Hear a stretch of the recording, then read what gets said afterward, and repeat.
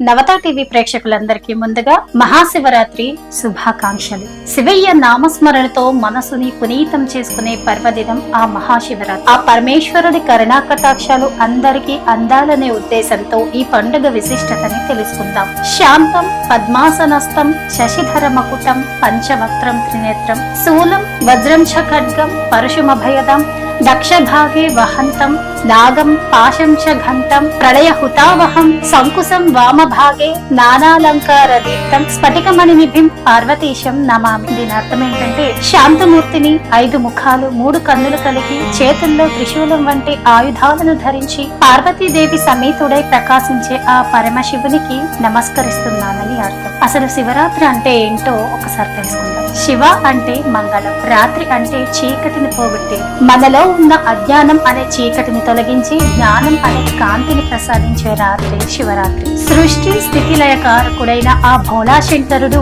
భూమి మీద వెలిసిన మహా అద్భుతమైన సమయం. లోకాన్ని రక్షించడానికి గరళాన్ని మింగిన ఆ నీలకంఠుడికి మనం ఇచ్చే కృతజ్ఞత ఈ శివరాత్రి. అసలు శివరాత్రి పురాణ కథ ఏంటంటే, ఒకసారి బ్రహ్మదేవుడికి విష్ణుమూర్తికి ఎవరు గొప్ప అనే అహంకారం వచ్చిందట. ఆ వివాదం ముదురుతున్న సమయంలో వారి మధ్య ఒక అనంతమైన అగ్నిస్తంభం వెలిసింది. దాని మొదలు అంటే అడుగు నుంచి చివరి వరకు, మొదలు నుంచి తుది వరకు కనుగొన్న వారే గొప్ప అని ఒక ఆకాశవాణి పలికింది. విష్ణువు వరాహ రూపంలో అడుగు కోసం వెతికారు, బ్రహ్మ హంస రూపంలో పైకి వెళ్లారు. ఎంత వెతికినా ఇద్దరికి ఆ లింగం అంతం దొరకలేదు. అప్పుడు వారి అహం నశించి ఆ పరమేశ్వరుడిని ప్రార్థించారు. అలా మాఘ బహుళ చతుర్దశి నాడు శివుడి లింగ రూపంలో దర్శనమిచ్చాడు. అందుకే ఆ రోజు రాత్రి లింగోద్భవ కాలం అంటే అర్ధరాత్రి 12 గంటలలో శివ దర్శనం అంత గొప్పది. అసలు శివుని ఎలా పూజించాలి? శివుడు బాహ్యమైన ఆడంబరాల కంటే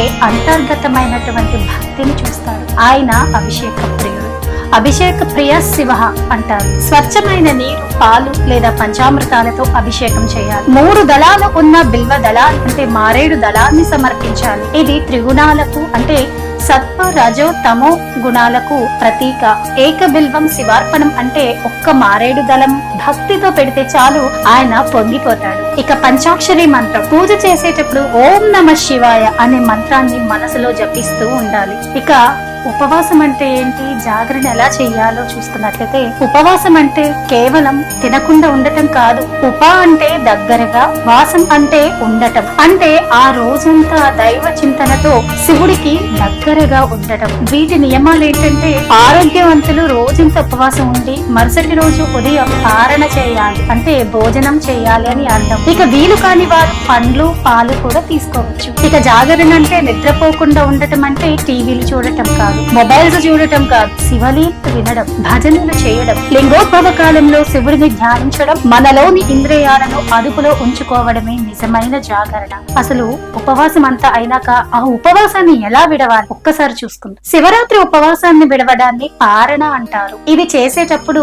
కొన్ని ముఖ్యమైనటువంటి నియమాలు పాటించాలి. శివరాత్రి మరుసటి రోజు అంటే అమావాస్య గడియలు రాకముందే స్నానాదులు ముగించుకొని మళ్ళీ శివ దర్శనం లేదా ఇంట్లోనే శివుడికి దీపారాధన చేసుకోవాలి. ఉపవాసం విడిచే ముందు శివుడికి నైవేద్యం పెట్టిన తీర్థం ప్రసాదాన్ని స్వీకరించాలి. ఇక శాంతి మంత్రం జపించాలి. ఆహారం తీసుకునే ముందు శివార్పణమస్తు అని చెప్పుకొని భోజనం ప్రారంభించాలి. ఉపవాసం తర్వాత మన జీర్ణ వ్యవస్థ చాలా సున్నితంగా ఉంటుంది కాబట్టి జాగ్రత్తలు చాలా అవసరం. ఇక రోజంతా కడుపు ఖాళీగా ఉంది కదా అని ఒక్కసారి ఎక్కువగా తినకూడదు. అమితంగా తింటే అది అనారోగ్యానికి దారితీస్తుంది. సాత్విక ఆహారం కేవలం శాకాహారం మాత్రమే తీసుకోవాలి. ఉల్లి వెల్లుల్లి లేని ఆహారం శ్రేష్టం. ఇక సులభంగా అరిగేవి చూసుకున్నట్లయితే పెసరపప్పుతో చేసిన పరమాన్నం, పాయసం లేదా పులగం వంటివి తీసుకోవడం మంచిది. ఇవి శరీరానికి వెంటనే శక్తినిస్తాయి. ఇక ద్రవ పదార్థాలుగా చూసుకుంటే మజ్జిగ లేదా కొబ్బరి నీళ్లు తీసుకోవడం వల్ల ఉపవాసం వల్ల కలిగిన నీరసం తగ్గుతుంది. ఇక శివయ్యకు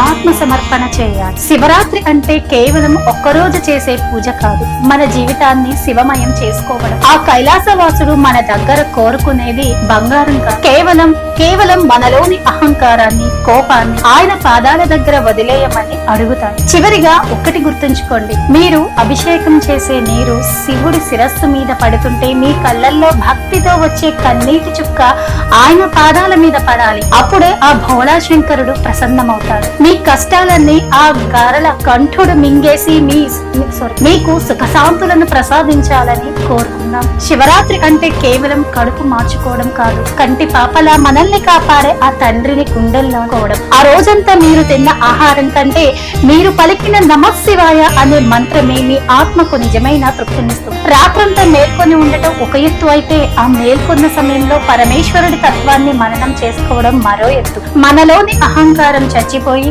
భక్తి చిగురించినప్పుడే నిజమైన శివరాత్రి. ఆ బోలా శంకరుడు మీ అందరి ఇళ్లలో సుఖ శాంతులను నింపాలని మనసారా కోరుకుంటూ హర హర మహాదేవ శంభో శంకర్. మరొక్కసారి నవత టీవీ ప్రేక్షకులందరికీ మహాశివరాత్రి శుభాకాంక్షలు.